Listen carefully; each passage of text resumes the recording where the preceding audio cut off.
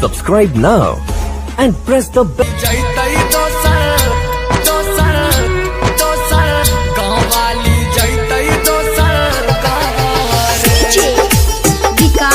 Sangam recording studio Chakarmaniya. Singing by Sagar Suman. मिलते हम मौका भाई रे डाडल कई धोखा हाथ पर लिखल छै हमर नाम रे। भूल जाइतै जल्दी भाई रे लगबै छै हल्दी गाँव वाली जैतै दोसर गाँव रे। हाँ हाँ भूल जाइतै जल्दी भाई रे लगबै छै हल्दी गाँव वाली जैतै दोसर गाँव रे। मिलते हम मौका भाई रे डाडल कई धोखा हाथ पर लिखल छै हमर नाम रे। भूल जाइतै जल्दी भाई रे लगबै छै हल्दी गाँव वाली जैतै दोसर गाँव रे। हाँ हाँ भूल जाइतै जल्दी भाई रे लगबै छै हल्दी गाँव वाली जैतै दोसर गाँव रे। गाँव वाली जैतै दोसर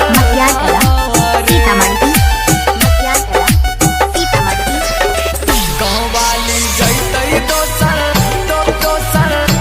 दोसर रिकॉर्डिंग बाय दुर्गेश जी। गाँव वाली जैतै दोसर गाँव रे। ये बात सोची सोची छछनै छै काया हटनै छै ओकरा से माया रे।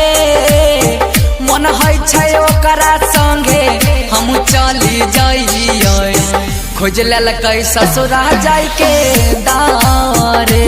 हाँ हाँ भूल जाइतै जल्दी भाई रे लगबै छै हल्दी गाँव वाली जैतै दोसर गाँव रे। गाँव वाली जैतै दोसर गाँव रे। गाँव वाली जैतै दोसर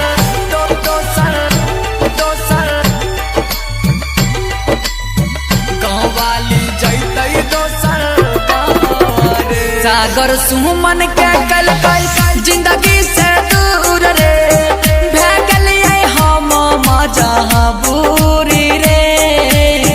सुन रे रणधीर संगतिया बिगड़ल छै हमरो मतिया बन जैतै दुर्गे सवा के बाहू रे।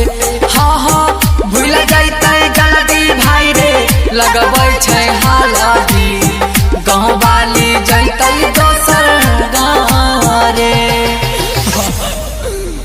संगम रिकॉर्डिंग स्टूडियो चकरमनिया।